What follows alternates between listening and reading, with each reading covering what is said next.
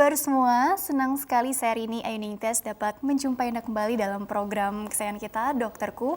Siarkan langsung dari studio El Sinta TV dan 95,7 FM Fit Radio Semarang. Seperti biasa, selama 1 jam ke depan, kami akan menyajikan informasi seputar kesehatan Anda dengan tema populer kali ini yaitu mengenai GERD. Bagi Anda yang ingin tanya langsung, silakan di 021 2520 666 atau bisa juga kirim pertanyaan Anda ke email kami di dokterkuelsinta@yahoo.co.id. Hari ini kita kehadiran kembali dengan Dr. Ratih Meireva Suroso SPPD. Beliau adalah dokter spesialis penyakit dalam dari Rumah Sakit Permata Depok. Kita sapa dulu Dr. Ratih yang sudah hadir di samping saya tentunya. Assalamualaikum warahmatullahi wabarakatuh, dokter. Ya, waalaikumsalam warahmatullahi wabarakatuh. Kabarnya bagaimana? Baik, alhamdulillah. Baik, sehat semua ya. Amin, ya rabbal alamin. Oke dokter, hari ini dokter Ratih kan nggak bosan ya untuk bagi-bagi ilmunya, pasti selalu semangat dong. Oh, gitu semangat ya. tetap.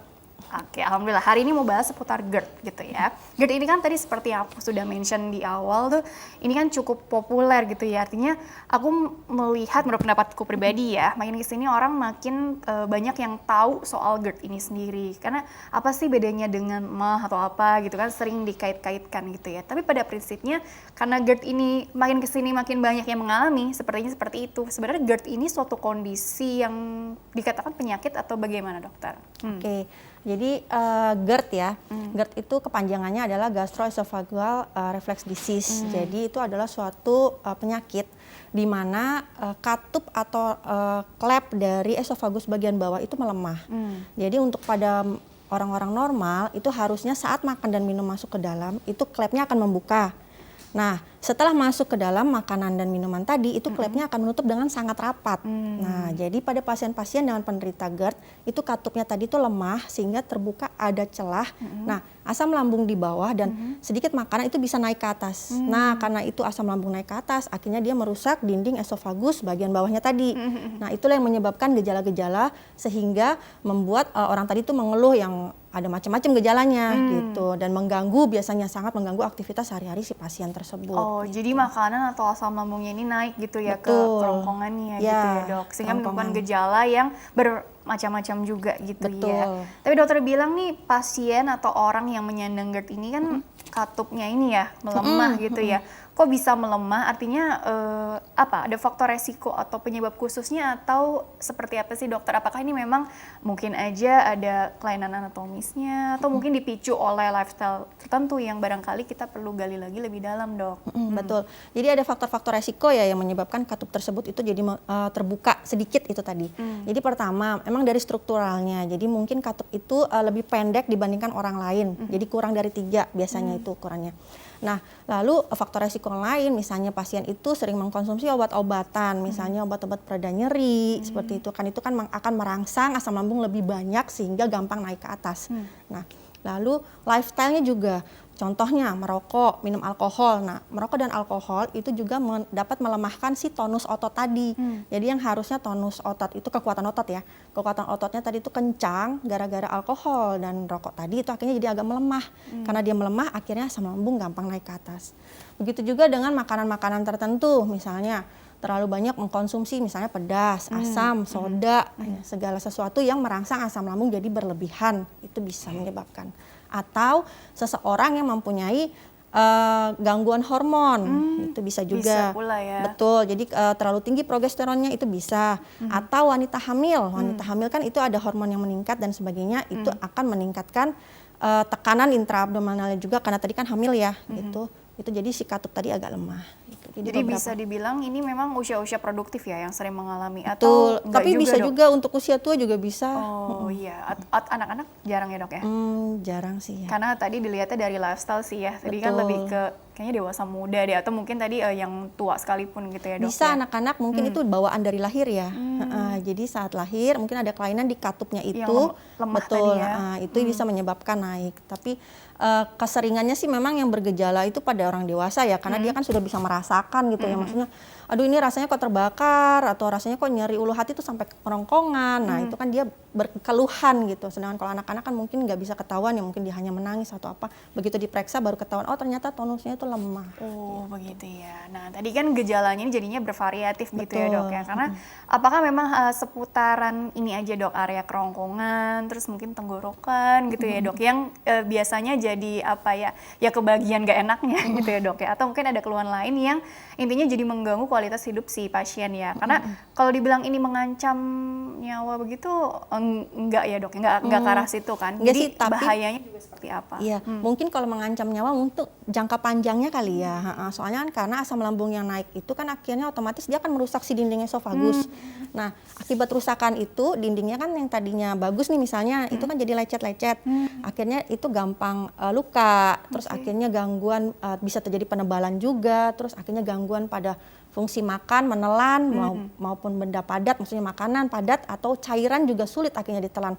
Nah itu kan akhirnya jangka panjang ya, jangka panjangnya akhirnya pasiennya mungkin ya kekurangan gizi gitu. Terus akhirnya malnutrisi, ya akhirnya berakibat imunnya turun, banyak penyakit yang masuk, akhirnya berakhir ya akhirnya jangka panjangnya. Atau yang tadinya esofagusnya tadi itu luka, itu ya itu bisa ke arah ke depannya nanti jadi kanker bisa. Artinya ini jadi apa ya, kemungkinan tumor ganasnya ini gitu ya dok ya. Oh, betul. tapi begini, artinya itu kan perjalanan penyakit yang bisa dibilang kronik ya berarti ya. Tapi berarti GERD ini sendiri bisa dibilang kan pasien pasti selalu ini bisa sembuh atau memang terkendali aja seperti penyakit mungkin ya diabetes atau hipertensi. Jadi bisa dibilang GERD ini suatu kondisi seumur hidup juga. Kalau dikatakan ini sudah melemah, dia tidak bisa kuat lagi misalkan si sphincternya ini gitu ya. Jadi kira-kira seperti apa itu dokter penjelasannya? Apakah ini memang penyakit kronik yang kita harus berkawan seumur hidup atau bisa ditekan sehingga bisa sembuh total gitu dok? Oke, jadi GERD ini memang kan pakai penyakit kronik ya. Jadi emang awalnya itu kita coba ganti dulu lifestyle-nya gitu, perbaiki dulu lifestyle-nya. Yang tadinya dia mungkin pasien itu suka makan junk food atau makanannya nggak sehat, itu kita perbaiki dulu. Lalu kita tes untuk obat dulu, kita kasih obat dengan perbaiki lifestyle itu membaik apa tidak. Jika memang membaik, lalu kita bisa turunkan obatnya, lalu kita observasi gitu.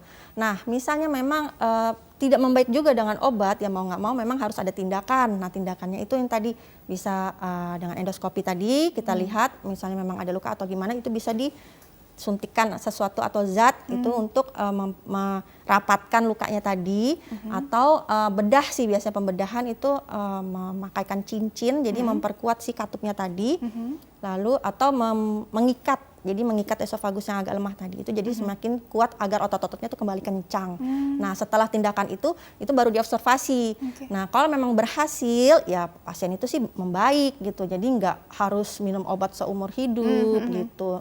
Tapi ya tetaplah harus dijaga gitu untuk lifestyle-nya, makannya terutama gitu. Tapi kalau misalnya nggak membaik juga, ya itu harus observasi lagi. Apakah tindakan yang tadi yang kita kerjakan itu sudah berhasil, maksimal apa belum? Jadi memang dilihat-lihat juga ini kasusnya cukup yang serius, berat atau enggak. Bahkan tadi sampai pembedahan juga ya dok ya.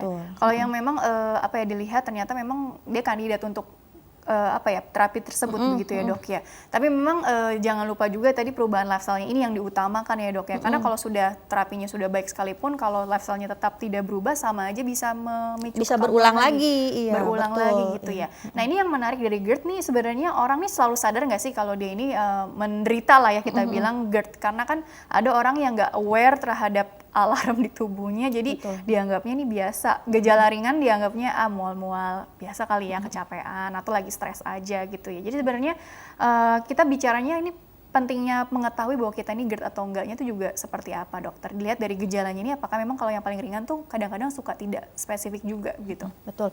Jadi untuk gejala ringan ya seperti MAH ya, tampaknya itu jadi ada mual terus sampai muntah gitu.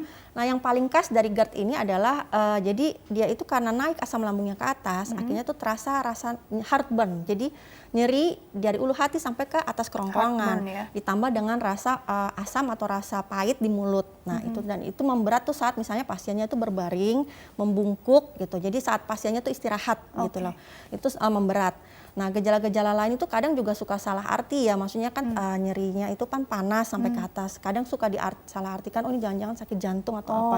Nah, itu juga harus dibedakan ya gejalanya. Jadi harus benar-benar kita tanyakan dengan jelas apakah nyerinya itu menjalar sampai ke lengan atau ke punggung menembus seperti tertusuk, terikat atau tertekan, atau hanya rasa panas yang menjalar dari ulu hati sampai ke kerongkongan. Nah, itu bedanya di situ. Kalau misalnya memang rasa panas yang dirasakan pasien, itu kemungkinan besar GERD. Gitu. Tapi harus ditanyakan juga gitu. Maksudnya gejala lainnya, misalnya selain mual dan muntah tadi, apakah pasien ini terganggu tidurnya? Karena biasanya GERD itu akan naik, maksudnya naik itu saat pasien beristirahat. Gitu. Jadi misalnya istirahat malam, misalnya ibu atau bapak apakah suka terganggu, tiba-tiba terasa kok panas gitu, terus akhirnya pasien terbangun, nah itu harus ditanyakan. Lalu apakah rasanya mulutnya itu asam, pahit, itu ditanyakan. Nah sampai yang lebih berat itu kadang tuh suka terasa kok ada makanan keluar tiba-tiba dari mulut, nah itu udah mau muntah dong perasaannya. Nggak muntah, kalau muntah kan ada tekanan ya, kalau ini nggak, tiba-tiba kayak keluar. Ngebayanginnya gimana gitu dok?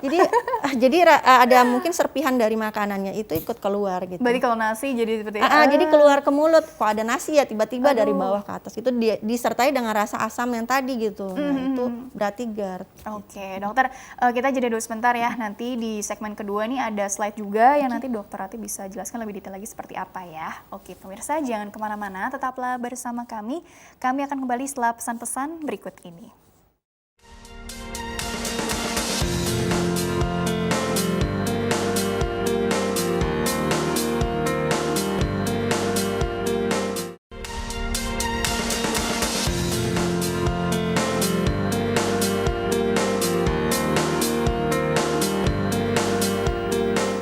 Ya pemirsa, terima kasih Anda masih bersama kami di program Dokterku. Masih bersama dengan Dr. Ratih Meireva Suroso SPPD, dokter spesialis penyakit dalam dari Rumah Sakit Permata Depok untuk membahas mengenai GERD. Bagi Anda yang ingin tanya silakan di 021 2520 666 atau kirim pertanyaan Anda selengkap mungkin melalui email kami di drkuelsinta@yahoo.co.id ya. Dan Dr. Ratih dilanjutkan kembali ya penjelasannya. Kali ini mungkin untuk memudahkan kita semua lebih paham lagi, lebih dalam lagi mengenal GERD itu apa. Coba slide-nya yang sudah dipersiapkan Dr. Ratih dari Rumah Sakit Permata Depok. Oke. Ini kondisi yang bagaimana dok? Iya, jadi ini bisa dilihat ya di layar, ini GERD. Jadi itu adalah suatu penyakit asam lambung, itu tadi yang saya bilang ya, jadi melemahnya katup atau sphincter yang di kerongkongan bagian bawah. Jadi itu kan ada gambarnya tuh.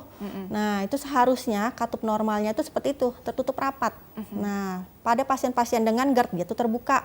Nah akhirnya asam lambung yang tadinya seharusnya muter balik tuh di situ-situ aja, akhirnya dia naik ke atas, serut. Nah begitu dia naik ke atas, nah dinding esofagusnya itu akhirnya terinfeksi, luka. Nah itu yang menyebabkan gejala-gejala yang tadi saya ceritakan gitu. Selalu perih tidak sih dok kalau ada udah luka, atau belum tentu perih juga ya? Rasa perihnya itu seperti terbakar tadi. Karena cairan yang naik ya. Untuk lukanya itu hanya bisa dilihat dari endoskopi gitu. Jadi lukanya itu kan nanti kalau misalnya esofagusnya itu sudah teriritasi benar-benar kan kita sebut dengan esofagitis. Nah itu kalau di endoskopi itu nanti tampak. Jadi ada grade-nya gitu, Los Angeles namanya. Jadi Los Angeles A, B, C, D gitu. Iya, jadi itu dilihat dari diameternya. Jadi misalnya diameternya kurang dari 5 itu yang A, masih agak ringanan. Nanti yang B semakin berat, C, D itu sampai mengelilingi seluruh lumen si esofagus. Nah itu tindakannya juga harus lebih. Gitu. Iya, tergantung dari nanti hasil endoskopinya itu apa. Betul, ya. Oke, iya. Coba slide berikutnya lagi.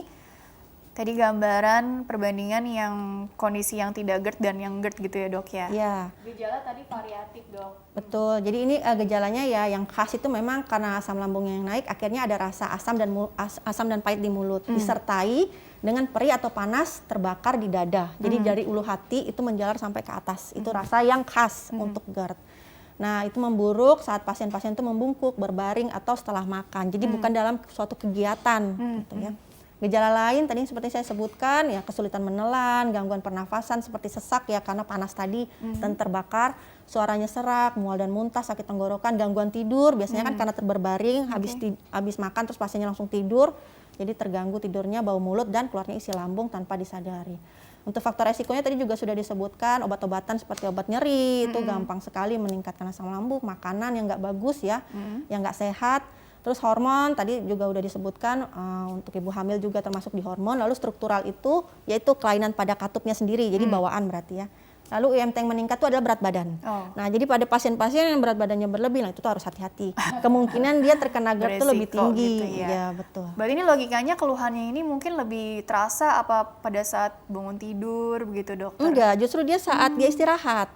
Jadi biasanya itu malam-malam. Jadi biasanya pasien misalnya habis makan gitu kan. Nah, habis makan terus dia langsung tidur atau kurang dari 3 jam dia udah tidur kebiasaan gitu. yang nggak bagus ya. Nah, betul. Jadi ya itu akhirnya dia naik pas saat dia sudah tertidur lelap. Tiba-tiba rasanya sakit panas. Nah, itu dia terbangun akhirnya saking takutnya akhirnya dia kira itu apa serangan jantung ya. Nah, itu ya harus jadi ditanyakan lebih lanjut. dikasih jeda ya antara jam makan terakhir dengan jam tidurnya. Betul. Gitu ya, Dok. Ya, paling nggak 3 jam tadi. Minimal 3 jam. Oke. 3 jam setelah makan baru boleh tidur. Oke, coba slide berikutnya lagi. Slide berikutnya. Nah, ini kita bisa assessment sendiri sebetulnya ya. Jadi kok aku sering yang rasa panas itu dalam 1 minggu terakhir kita coba di self assessment questionnaire ini. Jadi itu ada 6 pertanyaan.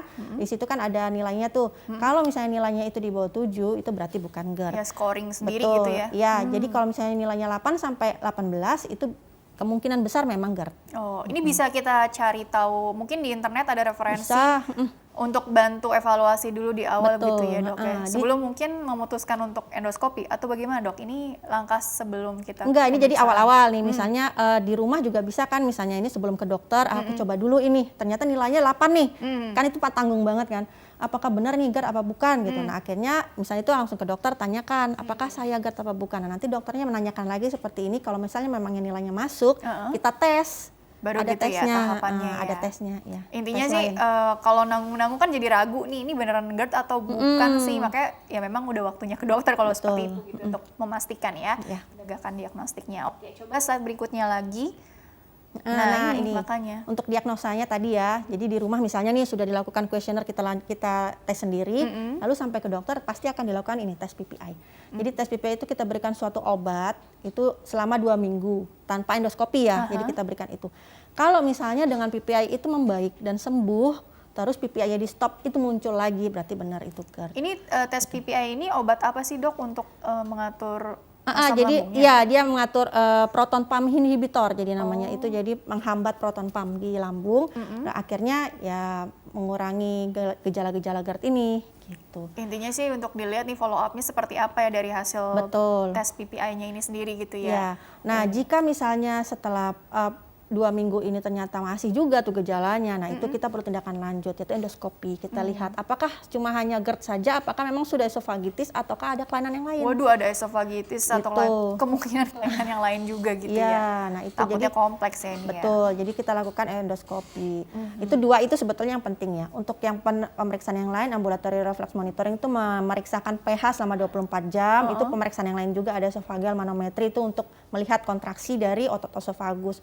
Tapi yang paling sering kita kerjakan adalah pertama memang tes PPI, lalu misalnya memang tidak membaik dengan PPI, kita akan melihat dengan endoskopi. Oke, baiklah. Coba slide berikutnya lagi. Nih komplikasi. Ini apa nih? Kok ada Barrett's esophagus? Nah ini ya? jadi untuk pasien-pasien GERD itu jika sudah kronis, sudah sangat lama, komplikasi yang paling sering ini adalah Barrett's esophagus dan struktur esophagus tadi. Jadi Barrett ini, jadi lapisan esofagusnya itu udah rusak, terus akhirnya gampang sekali luka. Nah itu nanti di kemudian harinya karena dia sel-selnya sudah berubah, takutnya berubah menjadi kanker. Oh ya Allah. Itu kanker esofagus. Nah ini yang bahaya. Nah untuk sebelahnya yang struktur esofagus, jadi karena dia asam lambungnya terus-terusan ya, jadi kronis, akhirnya terjadi penyempitan lumen, jadi struktur dia, jadi apa ya namanya, fibrosis si dindingnya tadi, akhirnya jadi dia ada jaringan parut gitu. Betul, jadi akhirnya sempit. Nah karena dia sempit, akhirnya makanan itu nggak bisa masuk, bahkan minuman pun kadang nggak masuk. Ya Allah, nah minuman itu yang pun nggak bahaya. masuk gitu ya. Gitu ya. Ini cepat nggak perjalanannya atau ya agak panjang sih, jadi orang terkadang tidak terlampau menaruh perhatian, ada kemungkinan ke arah sini nih komplikasinya. Kalau ini jangka panjang ya, maksudnya kronis, jadi mungkin dia punya GERD, dia abaikan gitu kan, terus paling minum ini aja, memang membaik gitu, tapi kan tidak diketahui apakah dia sudah luka, udah terjadi esofagitis, apakah sudah terjadi struktur, kan tidak ketahui. Tapi tiba-tiba lama-lama loh kok malah nggak bisa nelen, malah gejala-gejala kankernya timbul. Nah itu kan udah terlambat gitu. Jadi seharusnya begitu terjadi sekali terasa kok rasanya panas seperti terbakar, nah itu harus aware, harus cepat-cepat harus kita tanyakan apa ini. Jangan gitu. menunda untuk mencari tahu penyebab Ya, utamanya itu apa gitu ya. Ya. Coba slide berikutnya lagi. Komplikasi. Nah ini tadi gambarnya ya. Gambarannya nih kalau hasil endoskopi nih begini ya dok ya? Ya betul, itu untuk varus esophagus yang sebelah sini kiri, yang sebelah kanannya itu yang struktur. Jadi terjadi penyempitan. Kok di sekelilingnya seperti perdarahan gitu dok? Emang Enggak ya, gitu, dok, ya? iya. Jadi luka, jadi kayak apa ya? Dindingnya itu sudah sangat ini iritasi, iritasi karena asam lambungnya. Jadi akhirnya perubahan sel, akhirnya menuju ke kanker. Jadi mudah teriritasi begitu ya Iya, dok betul. ya? Oke baik. Slide berikutnya lagi. Nah ini pencegahannya. Pencegahan. Ya, Ini tadi ya. nanti mungkin dibahas lagi lebih dalam ya Boleh. kalau seputar pencegahan ya. Mungkin slide-nya istirahat dulu ya. Dilanjutkan mengenai ini dok, yang endoskopi ini kan orang apa ya?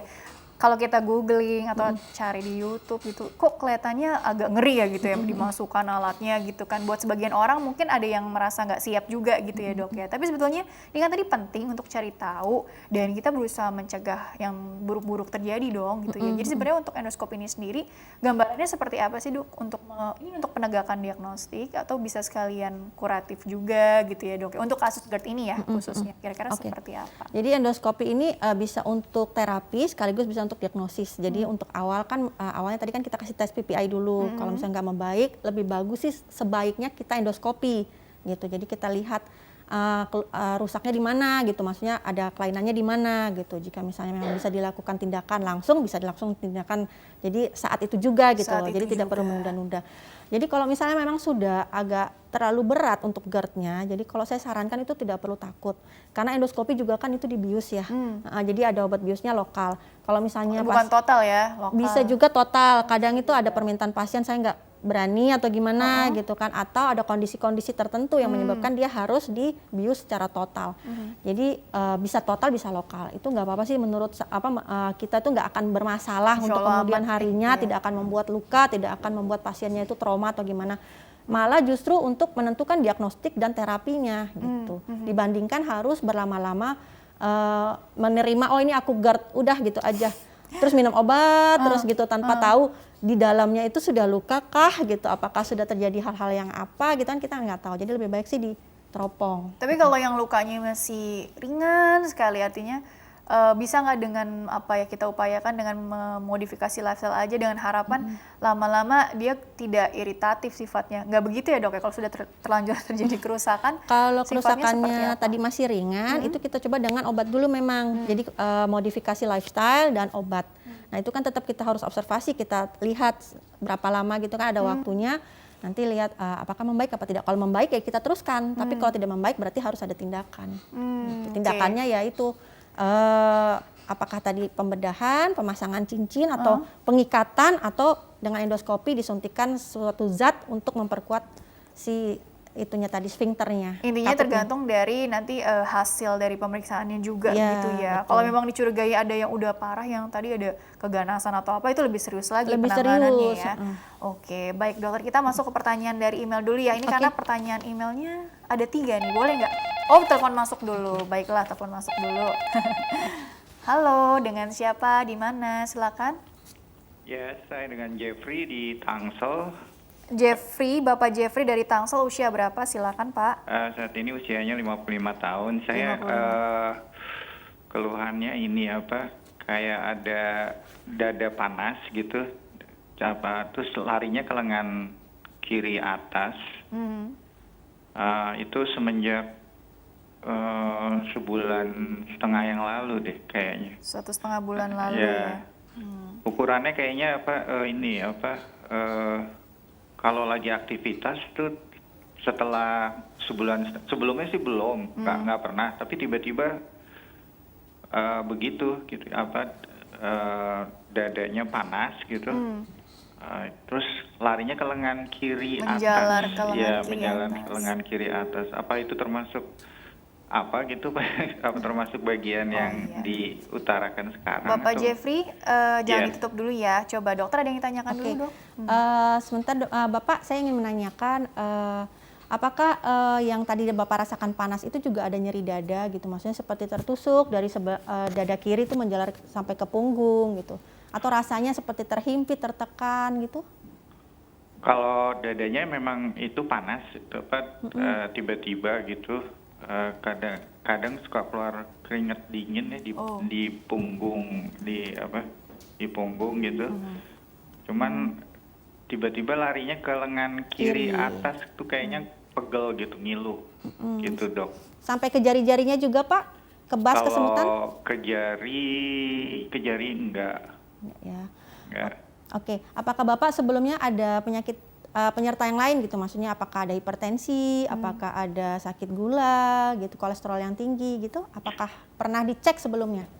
Kalau darah tinggi enggak, alhamdulillah. Terus gula enggak ada. Kolesterol, nah kalau kolesterol itu saya terakhir bulan Agustus tahun lalu. Agustus 2020 ya, 2020 itu nilainya sama dengan gitu. Oh. Iya sama, jadi sama dengan jadi batas limit akhir gitu kolesterol. Ya, oke, di keluarga Bapak ada yang seperti ini juga nggak? Maksudnya ada riwayat sakit jantung gitu di keluarganya? Apakah Bapak juga merokok gitu? Mohon maaf. Kalau keluarga sih orang tua saya dulu ada jantung. Oke. Tadi keluhannya ini dipicu oleh aktivitas ya kalau nggak salah. Iya, Aktivitas aktivitas. apa Pak? Ya aktivitasnya cuman ya biasa gitu kayak jalan gitu. Jalan ke depan atau jalan gitu tiba-tiba dadanya panas gitu. Oke. Berarti Bapak kalau jalan lebih dari 100 meter Bapak sesak ya? Apa menggeh-menggeh seperti nafasnya berat gitu? Kekurangan nafas? Kadang-kadang enggak, kadang-kadang tiba-tiba gitu. Kadang-kadang normal aja gitu, tiba-tiba kadang-kadang enggak kenapa-napa. Iya, tapi kadang-kadang kena gitu. Seperti timbul gitu ya. Oke, ya jadi Bapak begini ya, memang kalau gejala GERD ini kadang suka disalahartikan dengan gejala sakit jantung ya kita bilangnya. Perbedaannya adalah kalau GERD ini sendiri itu ada terasa heartburn, jadi rasa panas dari ulu hati yang menjalar sampai ke kerongkongan. Sedangkan kalau gejala-gejala sakit jantung yang seperti saya bilang tadi, jadi memang rasanya itu hampir sama, ada panas juga, nyeri kadang, terus seperti tertusuk, tertekan atau tertindih. Nah, yang khasnya itu adalah dia itu ada nyerinya itu menjalar ke leher, pundak belakang kiri sampai ke lengan. Nah, berarti kalau saya lihat yang dari gejalanya Bapak ini itu bukan lebih ke arah GERD tapi lebih ke arah kelainan di jantungnya Pak gitu. Dan dilihat juga dari riwayat keluarga Bapak itu kan ada orang tua ya yang dulu pernah sakit jantung. Nah, kalau saya sarankan Bapak lebih baik ke dokter lalu Bapak periksakan apakah ini benar GERD, apakah ini benar jantung. Atau Bapak misalnya di rumah bisa Bapak lihat dulu dengan kuesioner GERD tadi yang saya tampilkan apakah masuk. Kalau memang tidak masuk berarti itu gejalanya lebih ke arah jantung Pak gitu. Nah, itu lebih perlu perhatian lebih khusus ya Pak karena faktor usia mengingat Bapak kan sudah di atas 55 ya tadi usianya. 55. 55. Nah, itu faktor resiko itu juga ada usia tua gitu kan, terus kolesterol walaupun sama dengan cuma kan tetap aja gitu, itu jadi suatu faktor resiko. Nah, jadi lebih baik diperiksakan, nanti mungkin bisa di EKG atau nanti mungkin di ronsen dulu atau nanti bisa dicek untuk lebih lanjut apakah ada kelainan metabolik yang lain gitu yang bisa kita ketemu. Oke, nah ini mungkin perlu dijelaskan lagi Dok, ini kan kuesioner yang bisa diisi secara pribadi di rumah gitu ya? Iya, betul. Jadi misalnya ini yang misal nomor 1 ya, jadi seberapa sering tuh Anda mengalami perasaan terbakar di bagian belakang tulang dada. Jadi heartburn, jadi rasanya itu seperti terbakar panas gitu, bukan nyeri ya, terbakar. Itu ada skornya. Lalu yang nomor 2 itu seperti rasanya apa tuh, naiknya isi lambung ya ke arah atas, ke tenggorokan. Lalu yang ketiga itu mengalami nyeri ulu hati, ada mual, kesulitan tidur pada malam hari, itu kan. Terus yang terakhir itu tidak kelihatan ya, kecil-kecil ya. Mungkin ada penggunaan obat-obat obat-obatan ya. Mungkin pas yang di rumah lebih jelas kali ya kan di layar. Bisa dicari tahu mungkin bisa referensinya di mana Dok? Yang penting sumbernya akurat lah ya. Intinya bisa diisi secara mandiri nih kira-kira ini lebih ke arah GERD atau tapi ini lebih ke kemungkinan kalau jantung ini sih ya? Kalau saya lihat sih karena bapaknya tuh nyerinya atau panasnya tuh saat beraktivitas ya. Itu dan lagi juga menjalar keringat dingin menjalar ke sebelah kiri, terus ada faktor usia juga, terus ada faktor keluarga juga. Saya sih lebih cenderung ke arah jantung ya, tapi tetap harus kita periksa lebih lanjut, kan harus dilihat EKG-nya apakah ada masalah gitu, tetap harus dicek cek lebih lanjut ya. Oke, walaupun tadi juga sifatnya kok hilang timbul, Betul, tapi iya. memang pastikan mungkin ke dokter bagian jantung gitu ya, Iya. untuk lebih spesifik lagi ya. Oke, dokter, terima kasih penjelasannya. Kita move on ke pertanyaan selanjutnya ya. Halo, dengan siapa, di mana? Silakan. Halo, selamat pagi. Iya. Saya dengan Bu Yati di Jakarta Timur, Usia berapa Ibu? Maaf. usia 53. Oke, silakan ingin bertanya apa kepada Dokter Ratih ya?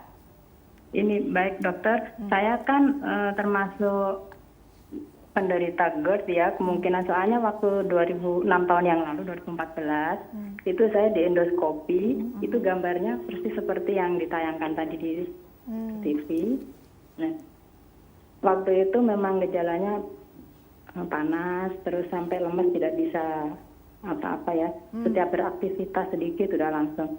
Nah itu saya 2 kali dari tahun 2014, udah agak begitu pulang dari rumah sakit sudah sembuh. 2015 kambuh lagi. Oh, Setiap ada aktivitas terus mungkin atau ya kecapean apa gitu, sesak lagi ke atas.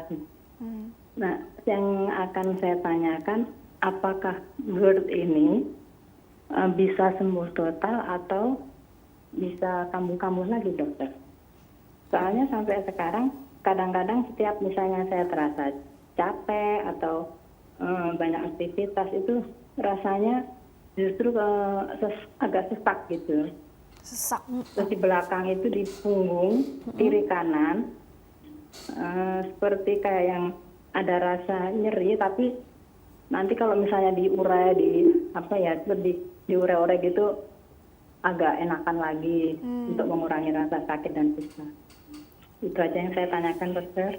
Ada yang ingin tanyakan dulu dok? Oke, Ibu, saat aktivitas saya mau menanyakan saat aktivitas itu terutama aktivitas apa ya Bu ya? Ya, Aktivitas ringan sehari-hari atau karena aktivitas saya sebagai berat? ibu rumah tangga. Ya. Ya, seperti sehari-hari misalnya aktivitas di rumah terlalu capek, apa habis pekerjaan rumah lah, dokter itu. Iya, ibu rumah tangga. Jadi kerjaan jadi rumah nggak ya? bisa sampai sekarang pun nggak bisa terlalu capek banget gitu. Oke, jadi saat aktivitas ringan pun ibunya tuh sudah merasa sesak begitu ya Bu ya? Kalau ringan banget ya enggak, mungkin kalau terlalu kurang istirahat gitu, misalnya terus-terusan gitu dokter. Oh, Jadi saya sedikit-sedikit harus paling nggak beberapa jam nanti istirahat dulu, tenangin dulu. Ibu, mohon maaf tadi usianya berapa ya Ibu ya? 53. 53. Oke, 53. Setelah di endoskopi itu ada tindakan yang lain nggak Bu? Maksudnya dikatakan endoskopinya itu ditemukannya apa gitu? Ya gambarnya sih waktu itu udah lama ya, gambarnya seperti yang tadi itu ada kata dokter sih kok ini karena banyak bercak gitu, Ya, kayak apa ya di lambungnya banyak iritasi gitu. Tapi sudah lama sekali itu. Oke, Sudah 6 tahun. berarti bercaknya di lambungnya ya Bu ya, bukan di esofagusnya? Ya daerah apa ya tadi yang bulat-bulat seperti itu yang tadi Gitu, bulat-bulat gambar itu. ya, tanda esofagusnya. Dia Soalnya esofagusnya kurang dong ya ngerti berarti. itu. Oke, iya. Sampai sekarang Ibu masih merasa ada mual atau muntah gitu Bu, atau terasa Kalau mual muntah panas? tidak, mual muntah enggak, terus rasa panas juga sudah tidak, hanya kadang-kadang gampang capek gitu. Sesek oke. tadi kan? Sesek, Suka kalau misalnya udara kurang bersih itu agak ngelekap itu gimana rasanya kayak yang agak sesak gitu. Udara kurang bersih Oke, terasa sesak juga. sesak. Ada kemungkinan yang lain juga nggak, Dok? sepertinya selain jadi gini panas? loh Bu. Jadi kan Atau itu takutnya di jalur nafasnya. Nafasnya. Atau bagaimana gitu. berarti nafasnya yang sesak ya Bu ya. Iya. Oke. Jadi kalau ngelihat dari cerita Ibu ini, jadi kan beliau kan sudah di endoskopi 2 kali, memang dinyatakan ada GERD ya karena ada dindingnya tadi ya.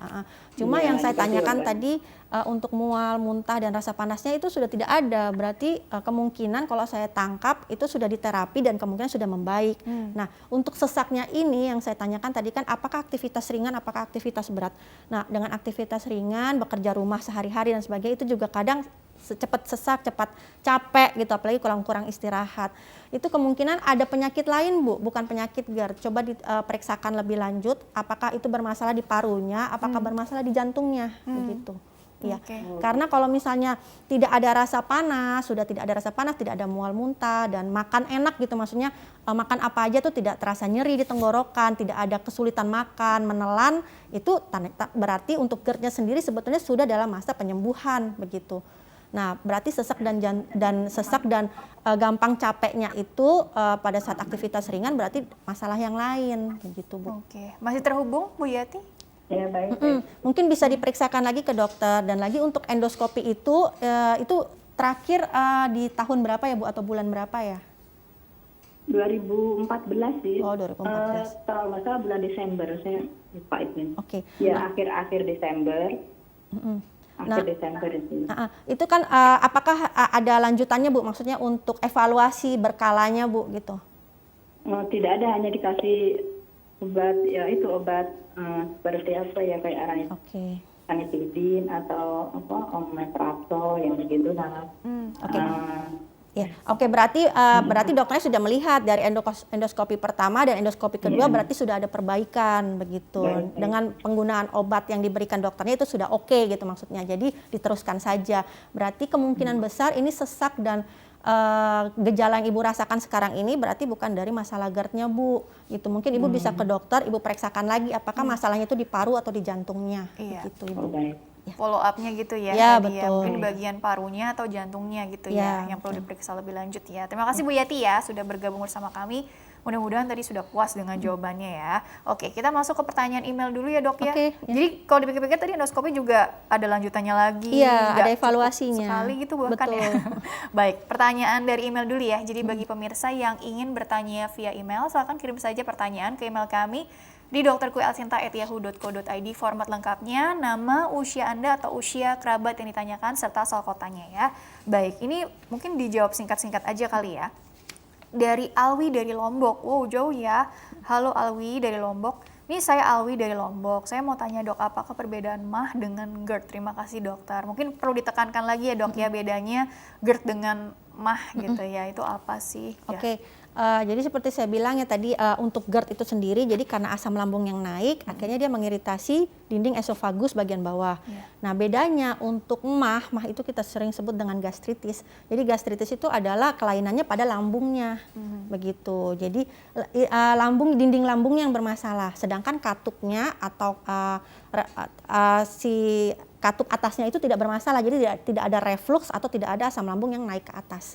Gitu. Itu di highlight ya. Jadi kalau yang MAH ini permasalahannya di lambungnya. Kalau yang GERD di katupnya dan naik ke atas asam lambungnya. Tapi gejalanya sih hampir-hampir mirip, ada mual, ada muntah, nyeri ulu hati seperti itu. Beda lokasi gitu ya. Betul, maksudnya ya. Kurang lebih seperti itu. Oke, move on ya. Pertanyaan selanjutnya ini dari Bapak Anton, usianya 36 tahun dari Jakarta. Halo Dok, 4 tahun yang lalu saya mengalami keluhan utama mual, pening, muntah, perut begah, sendawa terus-terusan, tidak kuat dingin, di ruangan ber-AC tiba-tiba pusing, pup lembek dengan intensitas normal. Oke, sudah beberapa kali ke dokter, diberikan obat dan disarankan endoskopi ini.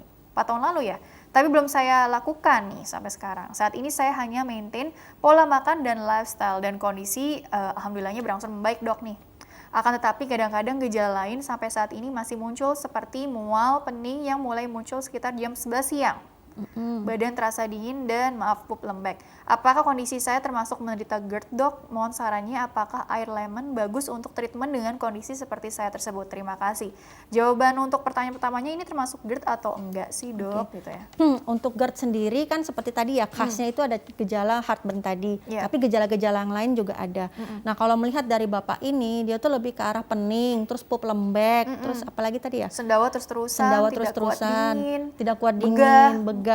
Jadi mungkin ada gangguan selain GERD gitu. Ada lagi sih misalnya contohnya IBS atau apa, itu gangguannya lain lagi. Memang ada pup lembek, ada irritable bowel syndrome. Ya, jadi bisa seperti itu. Jadi kemungkinan besar harus dievaluasi lebih lanjut. Coba Bapaknya dicek dulu untuk kuesioner tadi, kan di rumah bisa tuh dilakukan sendiri. Apakah masuk apa tidak? Kalau memang ternyata di bawah 7 berarti bukan GERD Pak, berarti ada gangguan pencernaan yang lain. Gitu. Nah, itu Bapak lebih baik ke dokter, nanti Bapak konsultasi dan sebagainya, nanti dilakukan pemeriksaan. IBS gitu. nih dengan endoskopi juga atau apa? Karena ini tadi disarankan endoskopi. Bisa, tadi iya. lakukan. Jadi memang kalau misalnya disarankan untuk endoskopi ya harus endoskopi. Jadi biar jelas gitu Pak. Mungkin memang awalnya dokternya oh ini tidak masuk ke GERD, tapi ada gangguan pencernaan yang lain gitu. Lebih baik kita endoskopi begitu. Atau sebelumnya bapaknya sudah diberikan tes PPI. Tes PPI tadi ternyata membaik. Nah, tapi kok muncul lagi gitu. Nah, makanya lebih baik di endoskopi untuk melihat apakah yang ada di dalam gangguan pencernaan bapaknya gitu. Jawaban singkat mengenai air lemon tadi untuk dok. air lemon. Jadi saya pernah baca di guidelines di jurnal itu untuk air lemon sejenis citrus dan sebagainya itu kan asam ya. Nah asam itu tuh untuk para penderita GERD itu sebetulnya tidak boleh. Kenapa? Karena dia tuh akan merangsang asam lambung semakin banyak. Nah sedangkan si katup tadi kan sudah lemah karena dia minum itu otomatis asam lambung akan banyak, otomatis akan naik. Nah akan memperberat sakit GERD-nya. Nah, cuman pencetus masing-masing orang untuk GERD itu berbeda-beda. Kadang ada yang air lemon tadi, kadang ada yang makanan berlemak, kadang ada yang coklat, kadang bahkan dia nggak ada makanan tapi dia merokok. Nah, muncul GERD. Jadi kalau misalnya memang ingin sekali minum air lemon, boleh dites sedikit saja. Kalau memang terjadi GERD itu berarti bapak atau pasiennya tadi itu pencetusnya adalah si air lemon gitu. Tapi kalau misalnya ternyata enggak ya berarti boleh, tapi jangan terlalu banyak juga karena asam lambungnya kan nanti makin banyak terangsangnya gitu. Menarik ya, jadi pencetusnya bisa beda-beda setiap orang, jadi pendekatannya sangat personal ya untuk treatmentnya sendiri ya. Oke dokter, kita jeda dulu sebentar, nanti lanjutkan di segmen terakhir ya. Oke, baiklah pemirsa, jangan kemana-mana, tetaplah bersama kami akan kembali sesaat lagi.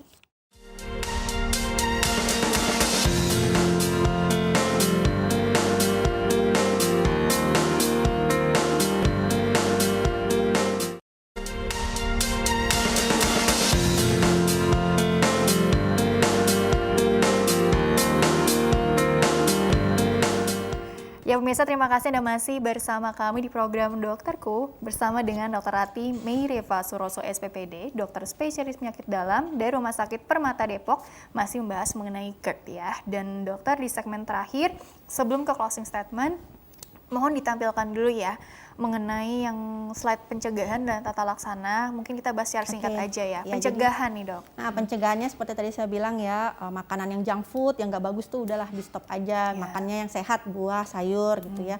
Terus setelah makan tidak langsung berbaring. Jadi kalau misalnya mau langsung tidur tuh nggak boleh ya, kurang lebih minimal 3 jam. Lalu kalau misalnya yang punya sakit GERD, kalau tidur kepala diganjal bantal, setidaknya 2 bantal. Lalu kurangi alkohol, rokok, obat-obatan yang pereda nyeri, yang tidak sesuai dengan anjuran dokter, itu tidak boleh. Lalu kalau pasiennya itu berat badannya berlebih ya diturunkanlah gitu agar tidak menyebabkan GERD.